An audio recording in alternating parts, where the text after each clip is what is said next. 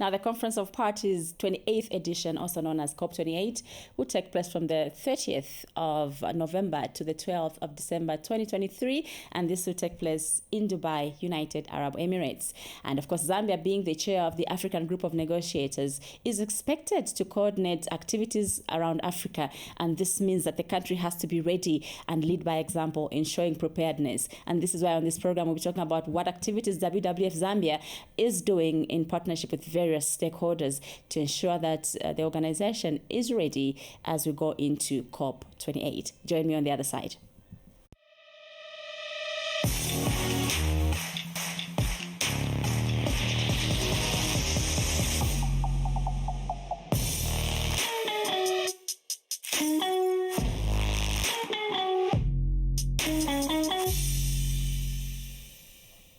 Welcome to On the Road to COP28 with me, Mary Mwekisa. Now, this program is brought to you by WWF Zambia and, of course, in partnership with the Forest Landscape Restoration, FLR, as well as the Voices for Climate Action, VCA. These are projects under WWF Zambia. Joining me on set is Nomayi Hatyoka, who is a VCA-CoCCA Project Officer, and she'll be telling us more of what this project is all about. Nomayi, thank you so much for being here. Thank you so much for having me. All right. I'd like for you to explain what CoCCA is. It's an acronym. Yes. So CoCCA actually stands for Community Coined Climate Actions Project. So this is a project that we're actually implementing under the Voices for Just Climate Actions program in Iteji district. So I'm coming from an organization called the Wildlife and Environmental Conservation Society of Zambia. So what the focus of the CoCCA project is that we work with communities. So we try to leverage on alternative livelihoods, promoting alternative livelihoods, and also locally led adaptation practices through our strength, which is our experience in working with children and youth. And we also plan to have this youth movement that actually facilitates climate action in the community where we're working in. Okay. Now let's talk about the year 2023. As the year is ending, what are some of the activities that you've implemented this year? Okay, this year we've had quite a number of impactful activities that we've actually implemented. So I'll start with the social profiling that we actually carried out a few months ago. So what we got from the social profiling is we had focus group discussions with community members. So we had groups of traditional leaders from the communities, and we also had community members, which consisted of groups of women, the youth, the elderly, and the people living with disabilities. So this was done in 6 wards of Iteji. That's where we're currently working. So there's Babiji, Mbela, Itumbi, Lubanda, Iteji Central, and Kanzwa. Yes. Okay. So what we got from these focus group discussions is that we got how these communities are actually being impacted by climate change, and also how they have been locally adapting to the impacts of climate change, and also the proposed solutions that they think would actually help them adapt to the impacts of climate change. Another activity that we actually got involved in is, of course, we won an award through one of the projects that we had submitted to the Global Resilient Partnership. So this was done with the conservation clubs, the children in the conservation clubs who actually took part in a drawing competition where they drew some pictures of how climate change is actually affecting them. So the children, what we did with those drawings is that we created this video that was actually used to apply for this grant, and then we actually won the grant, and this grant was actually used for the establishment of smart climate actions project gardens. So the project is actually called SCARS in short. So it's Smart Climate Action Zambia. So where we build the capacity of the children and the youth in conservation farming, and we also try to help the schools in the production units establish conservation gardens in the schools. Okay, that's interesting. And what response have you received so far from some of these communities that you work in? Do you see them buying into what the agenda that you're pushing, and do they really see how it's changing their lives? Yes, through the focus group discussions that we've had and the dialogue sessions that we've had, the communities are actually quite positive about the project.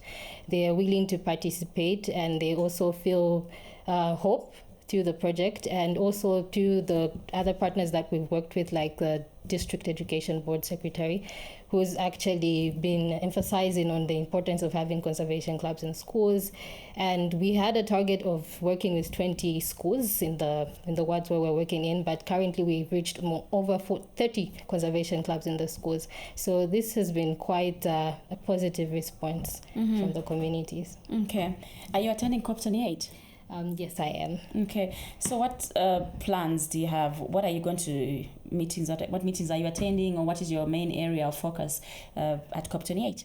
Okay, so I'm trying to actually push in an agenda. So one of the youth in the community we were working with, he's a councillor. Okay. He's a youth councillor, very young and ambitious councillor. He's Honorable Boyd Musangu. Okay. So he actually advocated for the motion to actually green the Constituency Development Fund. So what he's actually advocating for was for projects that are being funded by the Constituency Development Fund to actually be green or should be climate resilient. So the motion was actually approved by the local city council in Iteji district. So we're actually anticipating, looking forward to what actually comes out of this. So this is one of the issues we are hoping to actually address or bring out at one of the side events at the Zambian Pavilion at COP28. Okay.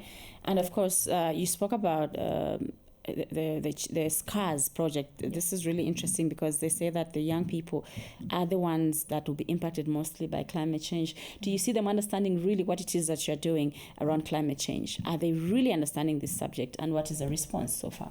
Yeah, that's a really good question. And yes, through the SCARS project, because what we believe in as an organization is not just focusing on the theory, we try to focus on practical conservation activities as well. So we try to ensure that these children actually act, so they actually participate in being part of the change. So through the SCARS project, they learn. First, we have to build the capacity to help them understand. So we simplify it for them, help them understand, and then they carry out this conservation garden. So what happens is, the whole idea is for them to be champions, sort of ambassadors, and then share it with the community, because children are good at, sharing, and they have all the energy, and that's what we hope for. Yeah. Okay. And as we end the interview, what are the future plans? Okay, so one of the future plans, of course, is upscaling the SCARS project. So currently, we've done it in about 5 schools. So we're trying to upscale it to at least 20 schools. That's one of our targets, actually. And also, we have the CAR series, which stands for Climate Awareness on Radio series. So what we've done is that we have simplified climate science and conservation into 10 topics that have been put on a radio or a memory card, so to say. So what we've done is we've translated it to Tonga. Okay. So since Tonga is one of the major languages that actually spoken in Iteji district, so to the SCAR series, and we'll actually be launching it in December, the CAR series. So the launch is going to include, we are distributing 20 solar-powered radios to 20 schools so that they can be able to listen in and learn more about climate change. And then we are also planning to launch it on Iteji radio. So it's going to be airing at least every week on the radio, so that even a wider audience of the community can actually listen in and learn more about climate change. So, yeah. Basically, that's some of our big plans. Yes. 2024. Yes. Interesting.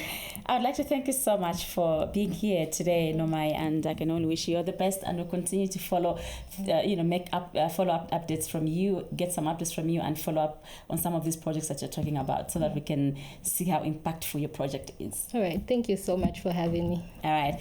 I was talking to Nomayi Hatyoka, VCA-CoCCA Project Officer, and we were talking about some of the projects that she and her team are implementing, and of course what it is that she is looking forward to from COP28. Thank you so much for watching. We'll be back tomorrow with yet another edition on the road to COP28. Goodbye.